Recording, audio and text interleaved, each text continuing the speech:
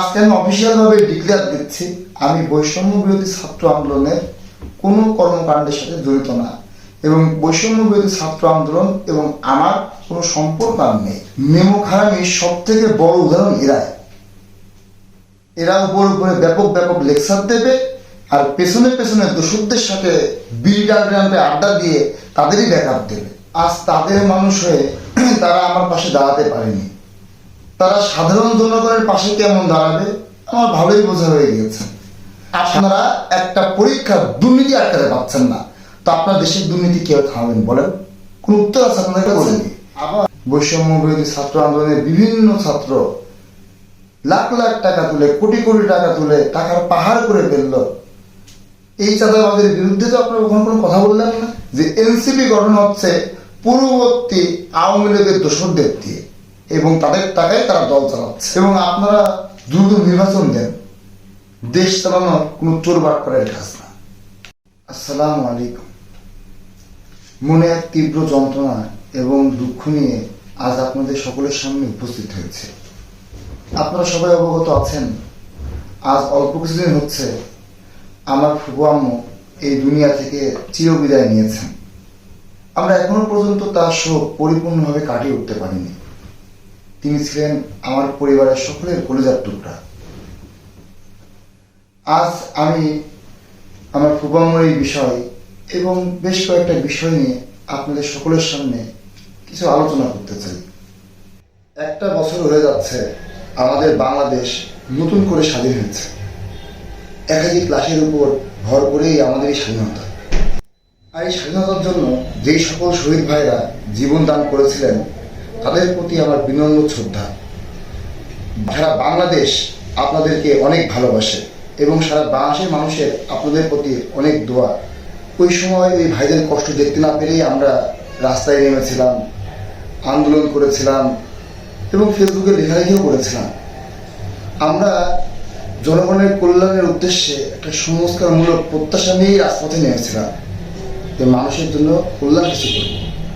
আমি জানতাম আমার দেশের কিছু যুবক আছে যারা জনগণের অধিকারের বিষয়ে অনেক স্বেচ্ছা ও সচেতন। তারা যে কোনো খারাপ পরিস্থিতিতেই জনগণের পাশে দাঁড়াবে এবং জনগণের সহযোদ্ধা হিসাবে জনগণের বিপদে জনগণকে সহযোগিতা করবে। একদল যুবকের উপরে আমাদের জনগণের বা আমার একটা বিশ্বাস আস্থা ছিল, কিন্তু গত একটা বছর ধরে প্রতিনিয়ত এই বিশ্বাস ভাঙতে ভাঙতে আজ এই মানুষগুলোর উপরে আমি কোনো ভরসাই করতে পারি না। আমি খেয়াল করে দেখেছি তাদের জনগণের থেকে বেশি টাকা এবং ক্ষমতার প্রতি মোহ। আমার কি মনে হতো জানেন? আর অল্প কিছুদিন সময়, আর হয়তো কিছুদিনের মধ্যে এরা সংস্কার করবে। কিন্তু এইভাবে দেখতে দেখতে একটা বছর পার হয়ে গেল। আপনারা সংস্কারের থেকে বেশি দল গোছানো আর টাকা কামানোই বেশি মনোযোগ দিয়েছেন। আচ্ছা, আপনারা যে আপনাদের বিভিন্ন সংবাদ সম্মেলনে এবং বিভিন্ন জায়গায় বিভিন্ন চাঁদাবাজদের নিয়ে কথাবার্তা বলেন, বড় বড় লেকচার দেন, এই গত একটা বছরে আপনাদের বিভিন্ন কর্মী, বৈষম্য বিরোধী ছাত্র আন্দোলনের বিভিন্ন ছাত্র লাখ লাখ টাকা তুলে কোটি কোটি টাকা তুলে টাকার পাহাড় করে ফেলল। এই চাঁদাবাজের বিরুদ্ধে তো আপনারা কখনো কোনো কথা বললেন না। নিউজে তো আমরা আরো অনেক কিছুই দেখি। আমরা ভেবেছিলাম একদল যুবক বালকের হাতে আমার দেশ অনেক নিরাপদ থাকবে, এই একদল যুবক বালকের হাত ধরে আমার দেশ অনেক সামনের দিকে এগিয়ে যাবে। কিন্তু আমি বর্তমানে লক্ষ্য করছি দেশের জনগণের হাত ধরে আপনারা সামনের দিকে এগিয়ে যাচ্ছেন। জনগণ বা দেশের কোনো উন্নয়নই হচ্ছে না। দেশকে দেশের জায়গায় রেখে আপনারা তো বেশ ভালোই আছেন। কার কি হলো, দেশে কি হচ্ছে না হচ্ছে এইগুলো নিয়ে আপনাদের কোনো মাথা ব্যথাই নেই। আমি চুয়াডাঙ্গা জেলা বৈষম্য বিরোধী ছাত্র আন্দোলন সদর কমিটির সিনিয়র যুগ্ম আহ্বায়ক ছিলাম এবং চুয়াডাঙ্গা যেহেতু আমার একটা পদ ছিল, চুয়াডাঙ্গা জেলায় তাদের কাজ সম্পর্কে যথেষ্ট পরিমাণ অবগত আছি। আচ্ছা, আপনার চুয়াডাঙ্গা জেলার জন্য কি কোন কাজ করছেন বলেন? আপনারা হসপিটালটা এখনো পরিষ্কার পরিচ্ছন্ন বা রোগীদের জন্য উপযুক্ত যেরকম থাকার জায়গা হওয়া দরকার সেরকমই করতে পারেননি। আরেকটা কথা আপনাকে বলি, এই যে আমাদের চুয়াডাঙ্গাতে ওভারব্রিজের কাজ দীর্ঘদিন ধরে চলছে, ওই রাস্তাটাই বর্তমানে এত খারাপ অবস্থা যে যখন তখন একটা দুর্ঘটনা ঘটতে পারে, গাড়ি উল্টে যেতে পারে। বর্তমানে ওই রাস্তাতে পিচের টুকরা বা খোয়ার টুকরা বিভিন্ন কিছু দিয়ে শূন্যস্থান বা গর্তগুলো ভরাট করে আপাতত কোনো রকম ভাবে রাস্তাটা ব্যবহারের মতো উপযুক্ত করা যায়। করেছেন কি আপনারা সেই কাজ? আসলে আপনাদের তো জনগণের প্রতি কোনো ফিলিংসই নেই, তো আপনারা কেন করবেন এই কাজ? আপনাদের কি এসব নিয়ে কোনো চিন্তা আছে?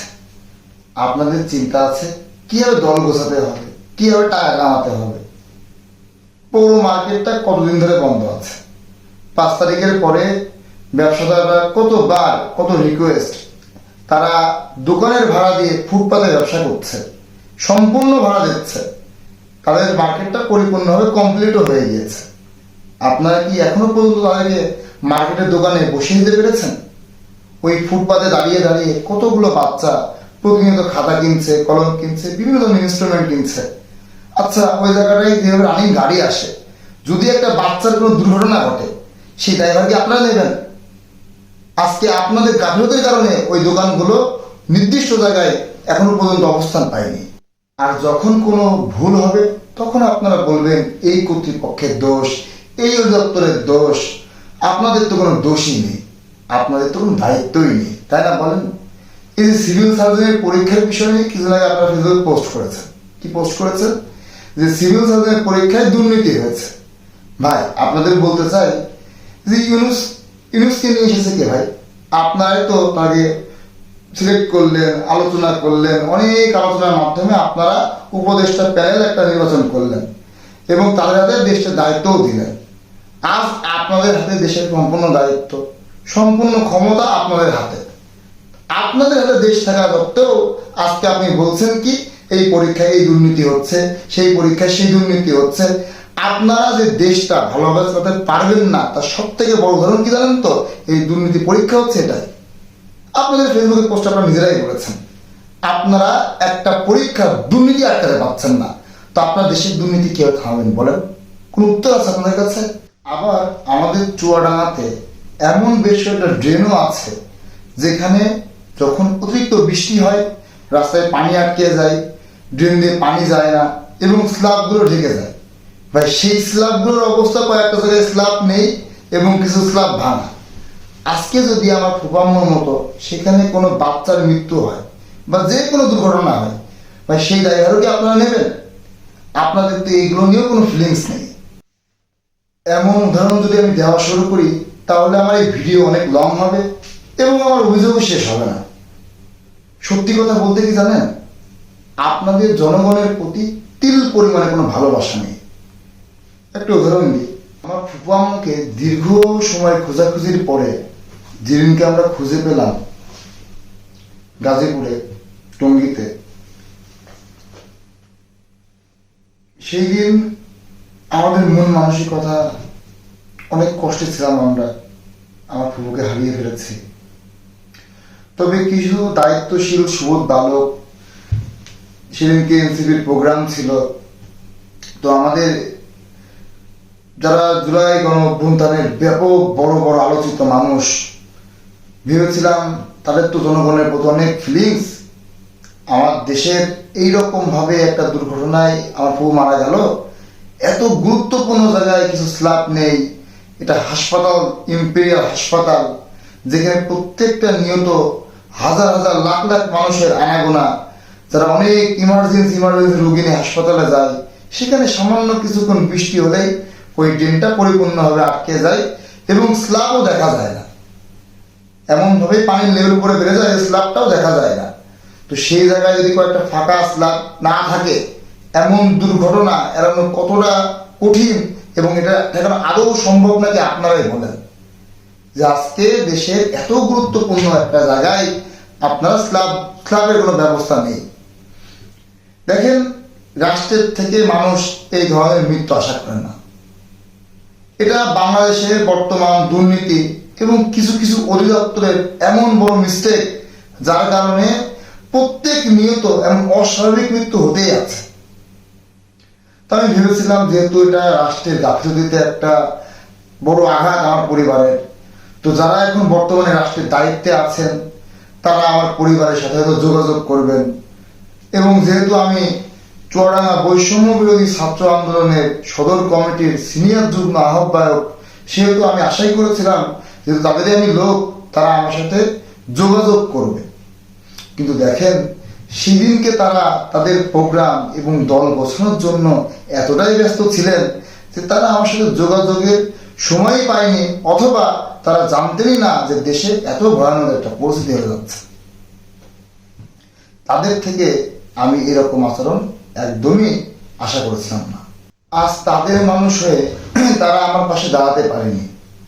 তারা সাধারণ জনগণের পাশে কেমন দাঁড়াবে আমার ভালোই বোঝা হয়ে গিয়েছে। সাধারণ জনগণের এখন বোঝার সময় এসেছে। এরা আওয়ামী লীগ নিষিদ্ধের ঘোষণা সংবাদ সম্মেলনে দেয় এবং তৃণমূল পর্যায়ে এসে সেই আওয়ামী লীগের দোসরদেরকেই তারা নিজেদের দলের কর্মী বানিয়ে তাদের টাকায় দলের বিভিন্ন দলের কার্যক্রম চালিয়ে থাকে। এবং বর্তমানে দেশের বিভিন্ন জেলাতেই এই সেম সমস্যা, যে এনসিপি গঠন হচ্ছে পূর্ববর্তী আওয়ামী লীগের দোসরদের দিয়ে এবং তাদের টাকায় তারা দল চালাচ্ছে। এই রকম অ্যাটিটিউড বা এই রকম কাজ অন্তত এনসিপির কাছ থেকে এই জনগণ কখনোই আশা করেছিল না। মেমো খারামির সব থেকে বড় উদাহরণ এরাই। এরা উপর উপরে ব্যাপক ব্যাপক লেকচার দেবে আর পেছনে পেছনে দোসরদের সাথে বিল ডান্ডে আড্ডা দিয়ে তাদেরই ব্যাকআপ দেবে, তাদেরই সাপোর্ট দেবে, তাদেরকে নিজের দলের কর্মী বানাবে। আহারে জীবন, কত কিছুই দেখে ফেললাম। মামলা, ব্যবসা, 2018 সালের ঘটনাকে 24-এর ঘটনা বানিয়ে দেওয়া এবং মমতাজের গানে সুরে সুরে বিদেশ ঘুরে আসা, আর কত কিছু আপনার দেখাবেন বলেন তিনি। আরো অনেক কথাই আছে, সেই কথাগুলো আর বলতে চাচ্ছি না। গত একটা বছর ধরে অনেক অপেক্ষা করলাম আপনাদের সংস্কারের, এবং একটা বছর পরে আমি বুঝে ফেলেছি এই সংস্কার আপনাদের দিয়ে হবে না। আপনারা সবাই নিজেদের জীবন সংস্কারের জন্যই বেশি ব্যস্ত, এবং আপনাদের উপর তো অনেক আগেই নষ্ট হয়ে গেছে। এবং আজকে আমি অফিসিয়ালভাবে ডিক্লেয়ার দিচ্ছি, আমি বৈষম্য বিরোধী ছাত্র আন্দোলনের কোনো কর্মকাণ্ডের সাথে জড়িত না, এবং বৈষম্য বিরোধী ছাত্র আন্দোলন এবং আমার কোনো সম্পর্ক আর নেই। তাদের সাথে আমার নীতির অনেক পার্থক্য, এবং তাদের সাথে আমার চিন্তাধারার কোনোদিনই মিল হবে না। এরা দেশটাকে উল্টো ধ্বংস করে দিচ্ছে, এবং তাদের হাতে আমার দেশ কখনোই নিরাপদ না। তাদের কাছে আজকের দিনে দেশ পরিচালনার দায়িত্ব দেওয়া মানে শিয়ালের কাছে মুরগির পুষানি দেওয়া। আমার ফুফানোর জন্য সবাই দোয়া করবেন, আল্লাহ তাআলা তাকে জান্নাতুল ফিরদাউস নসিব করুন, এবং আপনারা দ্রুত নির্বাচন দেন। দেশ চালানো কোনো চোর বাটপারের কাজ না।